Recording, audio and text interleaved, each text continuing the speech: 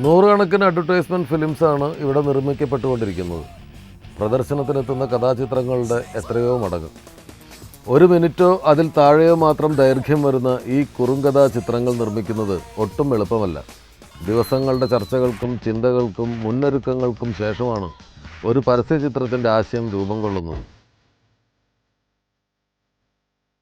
നൂറുകണക്കിന് ആളുകളുടെ അധ്വാനവും ലക്ഷക്കണക്കിന് രൂപയുടെ, ചിലപ്പോൾ കോടികളുടെ തന്നെ മുതൽ മുടക്കും ഇതിനാവശ്യമാണ്. പരസ്യങ്ങൾ പല തലത്തു നിന്നും വരുന്നുണ്ട്. ബോംബെ ബേസ്ഡ് പരസ്യങ്ങളുണ്ട്, ഡൽഹി ബേസ്ഡ് പരസ്യങ്ങളുണ്ട്, ബാംഗ്ലൂർ ബേസ്ഡ് പരസ്യങ്ങളുണ്ട്.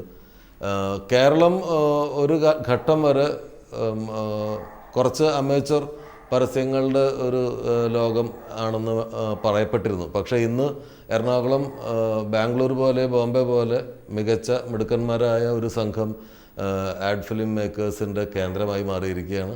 ആ മിടുക്കന്മാരിൽ ഒരു മിടുക്കൻ ഇന്ന് നമ്മളോടൊപ്പം ഉണ്ട്. വെർച്വൽ ഐ ഫിലിംസിൻ്റെ ഡയറക്ടർ ശ്രീ വിനോദ്. നമസ്കാരമല്ലോ. നമസ്കാരം. ഫീച്ചർ സിനിമയ്ക്കും പരസ്യ സിനിമകൾക്കും തമ്മിലുള്ള ഒരു പ്രധാന വ്യത്യാസം എന്താണെന്ന് പറയാൻ പറ്റും? സിനിമ വലിയൊരു ക്യാൻവാസ്, ഒരു വളരെ വിശാലമായ രീതിയിൽ, അല്ലെങ്കിൽ 2.5 മണിക്കൂർ കൊണ്ട് കഥ പറയേണ്ട ഒരു സംഗതിയും, പരസ്യം വളരെ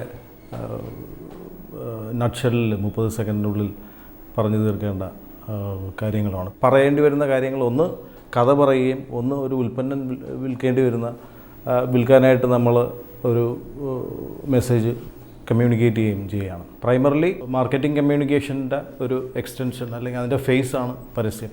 ഇവിടെ ലോക്കലായിട്ടുള്ള ജ്വല്ലറികളുടെ പരസ്യങ്ങൾ, അല്ലെങ്കിൽ ടെക്സ്റ്റൈൽസിൻ്റെ പരസ്യങ്ങൾ വരെ നല്ല നാഷണൽ ആഡിനോട് കിടപിടിക്കുന്ന രീതിയിൽ ഇവിടെയുള്ള ആഡ് മേക്കേഴ്സ് ചെയ്യുന്നുണ്ട്. എന്താണ് ഈ 10 വർഷത്തിനിടയിലുണ്ടായ അത്ഭുതം? ഇപ്പോൾ പഴയതുപോലെയല്ല. നമ്മുടെ ഈ പരസ്യം എന്ന് പറയുന്നത് പണ്ട് ഈ പറഞ്ഞ റീറ്റെയിൽ മേഖലയിൽ നടന്ന ജ്വല്ലറി പരസ്യങ്ങളോ, അല്ലെങ്കിൽ അതുപോലെ ഒരുപിടി പരസ്യങ്ങളായിരുന്നു നമ്മൾ കണ്ടുകൊണ്ടിരുന്നത്, നമ്മുടെ ഈ കേരളത്തിൽ നിന്ന് വന്നുകൊണ്ടിരുന്ന പരസ്യങ്ങൾ. പക്ഷേ ഇന്ന് അങ്ങനെയല്ല. ഈ മേഖലയിലുള്ള ആൾക്കാർക്ക് ലോകോത്തരമായ എല്ലാ തരത്തിലുള്ള കമ്മ്യൂണിക്കേഷൻസും പരസ്യങ്ങളും പല മീഡിയത്തിലൂടെയും കാണാനുള്ള സാഹചര്യമുണ്ട്. അതുകൊണ്ട് താല്പര്യരായിട്ടുള്ള ആൾക്കാർക്ക് അവരുടെ എക്സ്പോഷർ ലെവൽ വളരെ ഹൈ ആണ്. ഇൻ്റർനെറ്റിൻ്റെ ഒരു വരവ് ഭയങ്കരമായിട്ട് ഈ മാറ്റത്തിന് സഹായിച്ചിട്ടുണ്ടാവില്ലേ? തീർച്ചയായും. ഇൻ്റർനെറ്റ്, ഇൻ്റർനാഷണൽ പരസ്യങ്ങളോ അല്ലെങ്കിൽ നാഷണൽ പരസ്യങ്ങൾ പോലും ഇന്ന് കൂടുതലും ആൾക്കാർ, എനിക്ക് തോന്നുന്നു, കാണുന്നത് യൂട്യൂബ് വഴിയും അതുപോലുള്ള മീഡിയ വഴിയാണ്. അപ്പോൾ അതുകൊണ്ട് സ്റ്റാൻഡേർഡ്സ് വളരെ ഹൈ ആയിട്ടുണ്ട്. പരസ്യ ചിത്രങ്ങളിൽ എനിക്ക് എന്നും ഉള്ള ആരാധന, അത് ചെയ്യുന്ന ആളുകളോടുള്ള ആരാധനയുടെ ഒരു കാരണം, ഈ 1 മിനിറ്റ് കൊണ്ട് ഒരു കാര്യം കമ്മ്യൂണിക്കേറ്റ് ചെയ്യണം.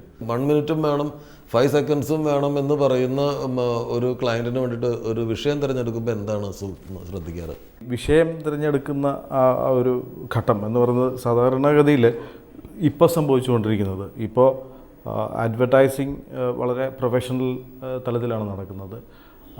നേരത്തെ നമ്മൾ ഇവിടെ പരസ്യങ്ങൾ ചെയ്യുമ്പോൾ ഒരു പ്രൊഡ്യൂസർ അല്ലെങ്കിൽ ഒരു ഫിലിം മേക്കറിനെ വിളിച്ചിട്ട് അയാളോട് തന്നെ ആശയമുണ്ടാക്കാൻ പറയുകയും, അവരൊരു ആശയമുണ്ടാക്കുകയും ക്ലയൻറ്റും ആ ഫിലിം മേക്കറും തമ്മിലുള്ളൊരു ഇൻറ്ററാക്ഷനായിരുന്നു തുടക്കത്തിൽ. അല്ലെങ്കിൽ അഡ്വർടൈസിങ് ഏജൻസി ഉണ്ടെങ്കിൽ പോലും അവരതിൽ ആക്റ്റീവായിട്ട് ഇൻവോൾവ് ആവാത്തൊരു കാലഘട്ടം പണ്ടുണ്ടായിരുന്നു.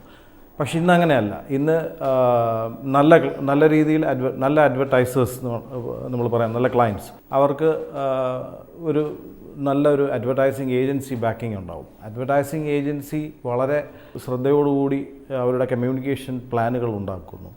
ക്ലയൻറ്റിന് മുമ്പിൽ അവരാണ് ആദ്യം അവതരിപ്പിക്കുന്നത്. അപ്പോൾ അവരുടെ ഒരു കമ്മ്യൂണിക്കേഷൻ അജണ്ടയിൽ നിന്ന് ഉണ്ടാകുന്ന ഒരു ക്രിയേറ്റീവ് പ്ലാൻ, അല്ലെങ്കിൽ ക്രിയേറ്റീവ് ഗ്രെയിൻ, അതാണ് ശരിക്കും പറഞ്ഞാൽ ഇപ്പോൾ നമ്മൾ കാണുന്ന വളരെ എഫക്റ്റീവായിട്ടുള്ള കമ്മ്യൂണിക്കേഷൻ്റെ കഴമ്പെന്ന് പറയുന്നത് അതാണ്. 1 മിനിറ്റ് പരസ്യം ഉണ്ടാക്കുന്ന കാര്യം പറഞ്ഞു. 1 മിനിറ്റ് പരസ്യം ഉണ്ടാക്കുകയാണെങ്കിലും വളരെ വ്യക്തമായ ഒരു ഐഡിയ ഈ ഏജൻസിയിലുള്ള ക്രിയേറ്റീവ്സ് അതിന് പ്ലാൻ ചെയ്യുന്നുണ്ടാവും.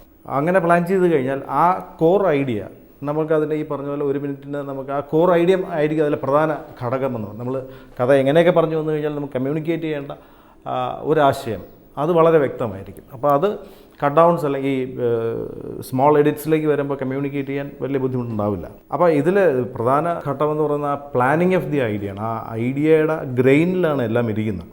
നമ്മളിപ്പോൾ അഡ്വർടൈസിങ് ഫിലിം മേക്കിംഗ് എന്ന് പറയുന്നതിൻ്റെ 2ാമത്തെ ഘട്ടം മാത്രമാണ്. ശരിക്കും ഏറ്റവും നല്ല പരസ്യങ്ങളുണ്ടാകുന്നത് അഡ്വർടൈസിങ് ഏജൻസിയിലെ ക്രിയേറ്റീവ് ആൾക്കാരുടെ ഒരു കൂട്ടായ്മയിൽ നിന്നല്ല. സിനിമ ഒരാൾ തിരക്കഥ എഴുതുന്നു, മറ്റൊരാൾ അത് കൺസീവ് ചെയ്തിട്ട് സംവിധാനം ചെയ്യുന്നു എന്ന് പറയുന്നത് പോലെ ഒരു സ്ക്രിപ്റ്റ് റൈറ്ററുടെ റോള് പലപ്പോഴും ഏജൻസിയാണ് ചെയ്യുന്നത്. ഒരു ഫിലിമിംഗ് സ്ക്രിപ്റ്റിൻ്റെ തലത്തിലേക്ക് വന്നില്ലെങ്കിൽ പോലും അതിൻ്റെ ഗ്രെയിൻ ഓഫ് ദി ഐഡിയ ഏജൻസിയിൽ നിന്ന് വരാറുണ്ട്. മോസ്റ്റ് ഓഫ് ദ ടൈം ഏജൻസികളുടെ ആശയങ്ങൾ തന്നെയാണ് നമ്മളിപ്പോൾ ചെയ്തെടുക്കുന്നത്.